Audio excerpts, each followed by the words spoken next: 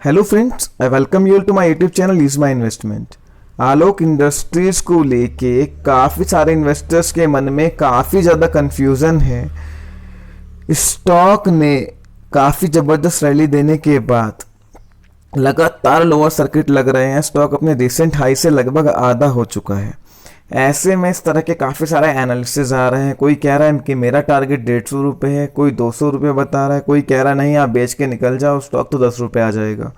Investors ऐसे में बहुत कंफ्यूज हो गए हैं। फ्रेंड्स, आज की इस वीडियो में हमने आपके लिए आलोक इंडस्ट्री पर कंप्लीट एनालिसिस किया है। ऑर्गेनाइजेशन जब रीस्ट्रक्चर्ड हुई है एनसीएलटी में जाने के बाद, रिलायंस की स्टेक खरीदने के बाद, उसकी कंप्लीट फंडामेंटल्स स्टडी करके पूरी केस स्टडी हमने आलोक की करी है कि इस स्टॉक की क्या फेयर वैल्यू होनी चाहिए फंडामेंटल बेसिस पे, टेक्निकल बेसिस पे कहाँ सपोर्ट है, स्टॉक कितना ऊपर जा सकता है। जिन्होंने ऊपर के रेट पे लिया हुआ है, क्योंकि काफ़ी सारी क्वेरीज मेरे पास आई है कि हमने 50 रुपये 55 रुपये पे ये शेयर लिया हुआ है, उन्हें अब क्या करना चाहिए, स्टॉक वहाँ तक जाएगा तो उसमें कितना समय लगेगा, अब क्या स्ट्रैटेजी से स्टॉक को लेकर होनी चाहिए, कंप्लीट हर पैरामीटर पे आज हमने इस वीडियो में आपके लिए एनालाइज किया है। इस वीडियो को फ्रेंड्स आप ध्यान से देख लीजिए। इस वीडियो को देखने के बाद आलोक इंडस्ट्री के बारे में आपके मन में कोई क्वेश्चन नहीं रहेगा, आपकी सारी क्वेरीज रिजॉल्व हो जाएंगी, क्योंकि हमने हर पैरामीटर पे आज स्टॉक को डिस्कस किया है। फ्रेंड्स, स्टॉक लाइमलाइट में तब आया जब 29 अप्रैल के आसपास ये न्यूज़ ब्रेक हुई कि रिलायंस ने आलोक के सिलवासा प्लांट को कंप्लीट पीपीई मैन्युफैक्चरिंग यूनिट में कन्वर्ट कर दिया है। 1 लाख से ज़्यादा पीपीई किट और 1.5 लाख से ज़्यादा N95 मास्क ये लोग डेली वहाँ पे बना रहे हैं। 7 रुपये 25 पैसे के आसपास का रेट था। वहाँ से स्टॉक ने लगातार सर्किट टू सर्किट रैली ली।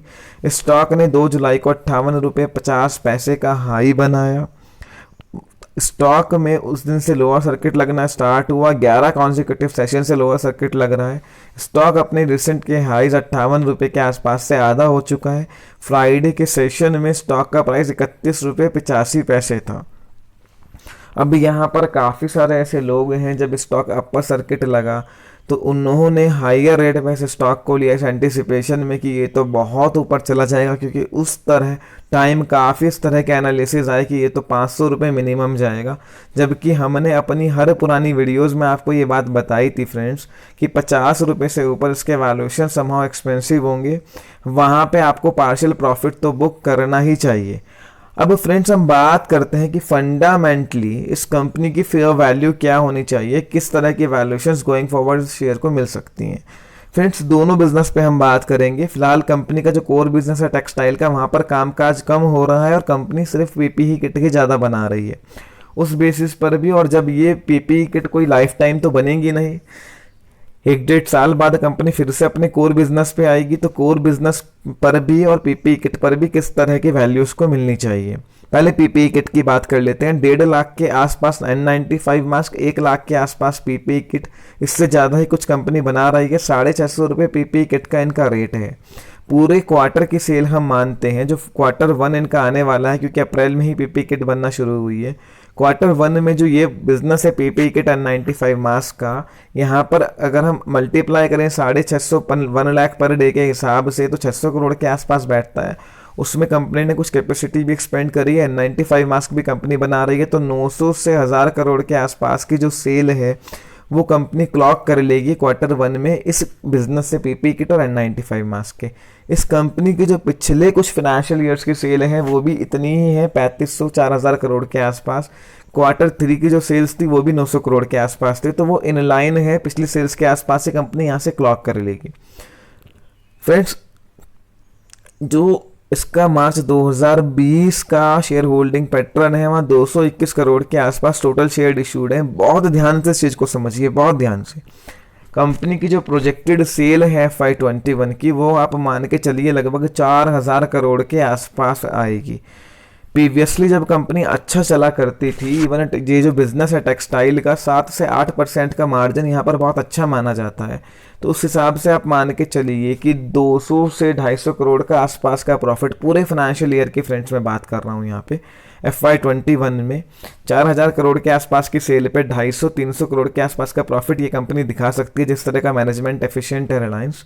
तो वहाँ पे 1 रुपये 1.25 रुपये के आसपास इसका EPS आना चाहिए FY21 का। 10 से 15% की पेस से अब ये बिजनेस ग्रो करेगा आने वाले टाइम में। पीपीई किट खत्म होता है, कंपनी अपने कोर बिजनेस पे शिफ्ट करती है, तो मान के चलिए थोड़ी सेल्स बढ़ेगी। आने वाले जो फाइनेंशियल ईयर है वहाँ 4500 5000 करोड़ के आसपास का सेल्स आ सकता है। तो उस बेसिस पर आप देखिए कि FY21 में 1 से 1.5 रुपये, FY22 में 2 रुपये के आसपास का EPS आना चाहिए। मेजॉरिटी ऑफ टेक्सटाइल कंपनीज जो लिस्टेड हैं वहाँ हम कंपैरिजन करते हैं अगर, तो इस कंपनी को 7 से 8-10 के पी के आसपास का वैल्यूएशन मिलता है। पर रिलायंस का कंपनीज को काफ़ी एग्रेसिव वैल्यूएशंस मार्केट दे रही है एफिशिएंट मैनेजमेंट और ग्रोथ प्रोस्पेक्टिव को देखते हुए। तो एक फेयर वैल्यूएशन 15 के पी पे हम मान के चलें तो 30 रुपये के आसपास जो है कि वैल्यूएशन पे कोई स्टॉक बहुत ज़्यादा महंगा नहीं है। 30-31 रुपये के आसपास इसकी जो मार्केट वैल्यू है वो 7000 करोड़ के आसपास बैठती है, 5000 करोड़ के आसपास की प्रोजेक्टेड सेल है। तो EPS PE sales to market capital दोनों ही बेसिस पे कोई बहुत ज़्यादा एक्सपेंसिव स्टॉक 30-31 रुपये के आसपास नहीं है। वैल्यूएशंस को लेके और ज़्यादा क्लियरिटी तब आएगी जब Q4 का रिजल्ट जो कि 31 जुलाई से पहले आना है वो आ जाएगा, तो और क्लियरिटी आपको मिल जाएगी। पर ये जो हमने कैलकुलेशंस करी है ये प्रीवियस जो कंपनी की परफॉर्मेंस है टेक्सटाइल इंडस्ट्री और जो फर्दर इसकी फ्यूचर परफॉर्मेंस हो सकती है उन सब फैक्टर को कंसिडर करके करी है। तो जो समहाउ इसमें 5-10% का जो है करेक्टनेस हो सकती है कि 5-10% इधर या उधर हो सकती है, पर काफ़ी हद तक हमने एक्यूरेट इसको जो है कैलकुलेट करने की कोशिश करी है। तो आप मान के चलिए कि इस हिसाब से EPS PE sales to market capital के हिसाब से करंट सिचुएशन पे स्टॉक बहुत ज़्यादा एक्सपेंसिव नहीं है। अब टेक्निकल्स की बात कर लेते हैं फ्रेंड्स। 28 से 30 रुपये की रेंज में इवन 30 रुपये के आसपास एक काफ़ी बड़ा सपोर्ट बना हुआ है। पर फ्रेंड्स इस स्टॉक में शेयर होल्डिंग जो पब्लिक की है वो बहुत ज़्यादा है, नंबर ऑफ शेयर्स भी इशूड बहुत ज़्यादा है, 221 करोड़ के आसपास। इतनी हैवी वॉल्यूम की वजह से करोड़ों में वॉल्यूम कब ट्रेड हो जाती है पता नहीं लगता। ऑपरेटर्स स्टॉक में बहुत एक्टिव है क्योंकि रिटेल इन्वेस्टर ने भर भर के माल उठाया हुआ है इस एंटिसिपेशन में कि स्टॉक तो 500 रुपये जाएगा। तो यहाँ पर ऑपरेटर हो सकता है स्टॉक को further circuit to circuit 2-4 circuit और नीचे के लगा दे या थोड़ा और 1-2 सर्किट और बढ़ जाए। पर मोर ओवर यहाँ पर 30 रुपये के नीचे स्टॉक जाता है तो जो लेवल है वो खरीदने वाले अट्रैक्टिव बन रहे हैं, वहाँ से कोई बहुत ज़्यादा डाउनसाइड एक्सपेक्टेड नहीं है। और अगर थोड़ा ऑपरेटर की वजह से चला भी जाता है तो उतनी ही जल्दी रिवाइवल अपर साइड में आएगा। अब बात करते हैं ऊपर की रेंज की। ऊपर की रेंज में फ्रेंड्स ये मान के चलिए कि अगर स्टॉक में सर्किट टूटता है, अपर सर्किट लगता है, तो यही सपोर्ट बना हुआ है 28 रुपये के आसपास, 30 रुपये के आसपास। ऊपर में स्टॉक का नेक्स्ट बिग ट्रिगर क्या होंगे फ्रेंड्स? ऑपरेटर एक्टिव है, वॉल्यूम ज़्यादा है, तो अपर सर्किट भी लगेगा, तो वो काफ़ी सेशंस कंटिन्यू रहेगा। अभी तो आने वाले काफ़ी सेशंस में सर्किट टू सर्किट ट्रेडिंग ही इस स्टॉक में होने वाली है। मेन जो ट्रिगर है अगला वो 31 जुलाई से पहले Q4 के रिजल्ट आने वाले हैं। अगर वहाँ पर काफ़ी सेटबैक आता है, हालांकि इसके वैल्यूएशन से उस रिजल्ट का कोई डायरेक्ट कंपैरिजन नहीं है क्योंकि जो वैल्यूएशन रेट भी हुए हैं वो Q1 के रिजल्ट में हमें देखने को मिलेंगे और नए प्रमोटर की भी जो एफिशिएंसी है वो Q1 में ही देखने को मिलेगी। पर सेंटीमेंट थोड़ा हो सकता है ये ख़राब करे जो Q4 के रिजल्ट आ रहा है। अगर वहाँ पर बहुत ज़्यादा सेटबैक आता है तो हो सकता है फिर से कोई लोअर सर्किट का ट्रेंड हो, 1-2 लग जाए बीच में। पर मोर ओवर फ्रेंड्स ये मान के चलिए कि अब अगर अपर सर्किट लगता है तो निचला जो लेवल है वो बन चुका होगा, जो लेवल लो स्टॉक बनाएगा उसको दोबारा ब्रेक करेगा, उसके चांसेस काफ़ी कम हैं। ऊपर के लेवल में मान के चलिए फर्स्ट जो टारगेट है वो 40-42 रुपये के आसपास का बैठता है, अगला टारगेट जो है वो 50 रुपीज़ के आसपास का बैठता है। पर फ्रेंड्स ये बात कहना कि अपर सर्किट लगेगा तो डायरेक्ट 50-60 रुपये ही जाएगा, गलत है। यहाँ पर मार्केट थोड़ा वैल्यूएशंस भी देखेगा, फंडामेंटल्स भी देखेगा। इस बात के चांसेस हैं कि स्टॉक नॉन स्टॉप चले, 40-42 रुपये चले, वहाँ पे फिर रुक जाए, ट्रेडिंग स्टार्ट हो, थोड़ा रेंज में रहे, फिर जाए 50 रुपये के आसपास जाए। अगर आपने हाइयर रेट पर भी इस स्टॉक को लिया है, ध्यान से समझिए, तो फंडामेंटली कोई ऐसी प्रॉब्लम नहीं है कि आपको निकलने का मौका नहीं मिलेगा या प्रॉफिट नहीं होगा। प्रॉफिट भी आपको होगा, निकलने का मौका भी मिलेगा, पर आपको वेट करना पड़ेगा। आप इस बात को मत सोचिए, इस अफवाह में मत आइए कि अब तो सर्किट जब लगाएगा सीधा 100 रुपये जाके रुकेगा, ऐसा बिल्कुल भी नहीं है। स्टॉक वैल्यूएशंस वाइज महंगा नहीं है, फंडामेंटली भी महंगा बेकार नहीं है, बट ये है कि अब थोड़ा बढ़ा हुआ है, अब यूफोरिया ख़त्म हो गया, तो अब स्टॉक फंडामेंटल्स के हिसाब से चलेगा आने वाले टाइम में। आपको मौका मिलेगा, आप एटलीस्ट 6 महीने का नज़रिया स्टॉक में रख के चलिए। आपने किसी भी लेवल पे लिया हो, मेजॉरिटी ऑफ इन्वेस्टर्स ने 28-30 रुपये के आसपास लिया, क्योंकि वहाँ एक ट्रेडिंग हुई थी। 40-42 रुपये के आसपास लिया, क्योंकि उसके बाद ही कुछ सेशंस में थोड़ी बहुत ट्रेडिंग हुई है। तो अगर आपने 50 रुपये 55 रुपये भी इवन लिया है फ्रेंड्स, तो भी आपको निकलने का मौका स्टॉक में ज़रूर मिलेगा, प्रॉफिट भी आपको हो सकता है, पर एटलीस्ट 6 महीने का वेट करिए। हाइयर रेट पे एंट्री से बचिए, उन अफवाहों से और बेसिस से भी बचिए जो लोग ये एनालिसिस दे रहे हैं कि मेरा तो टारगेट 150 रुपये का है, मेरा तो 500 रुपये का है।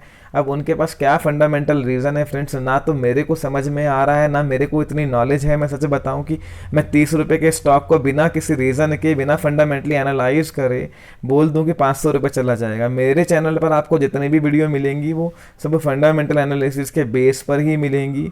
कोई स्टॉक महंगा है तो हम ज़रूर बोलेंगे कि महंगा है, आप इसको बेच दो। कोई स्टॉक ऊपर के लेवल पर भी बढ़ने के बाद भी अगर वैल्यूएशंस वाइज जस्टिफाइड है तो हम बोलेंगे आप रखो इसको। हम कभी भी आपको बिना किसी बेस के बात कभी नहीं बोलेंगे कि 50 का स्टॉक 5 रुपये चला जाएगा या 500 रुपये चला जाएगा। अपनी पुरानी वीडियोस में भी हमने आपको ये बात काफ़ी बार बताई थी कि 50 रुपये के ऊपर आप देख सकते हैं मेरी कोई भी पुरानी वीडियो कि स्टॉक के वैल्यूएशंस महंगे होंगे, वहाँ प्रॉफिट बुकिंग आपको करनी चाहिए। तो फ्रेंड्स, अब आपकी क्लियर स्ट्रैटेजी होनी चाहिए कि हायर लेवल पे एंट्री से बचें। जब अपर सर्किट लगना शुरू हो, स्टॉक 40, 42, 45 जाएगा, वहाँ पर एंट्री से बचें। और अगर आपने हायर लेवल पे भी लिया है, पेशेंस के साथ स्टॉक को होल्ड कर सकते हैं। आपको अपने लेवल्स देखने को जरूर मिलेंगे, पर क्योंकि गेन नहीं आएगा, अब थोड़ा टाइम लगेगा। 5 से 6 महीने का टाइम इस कंपनी को दीजिए, यूफोरिया को सेटल्ड होने दीजिए। आगे सर्किट फिल्टर भी रिवाइज होगा, नॉर्मल ट्रेडिंग भी स्टॉक में स्टार्ट होगी। और रिलायंस ने स्टेक खरीदी है, तो आने वाले टाइम में रिलायंस की तरफ से बड़े डेवलपमेंट्स भी आलोक इंडस्ट्रीज को लेके दिख सकते हैं। फ्रेंड्स, टेक्निकल बेसिस पे, फंडामेंटल बेसिस पे मैंने आपको स्टॉक के वैल्यूएशंस और सारे जो है लेवल्स दे दिए हैं। फर्दर आपकी कोई भी क्वेरी हो आप मुझे कमेंट सेक्शन में बता सकते हैं। वीडियो आपको पसंद आई है तो लाइक एंड शेयर कीजिए। Thank you.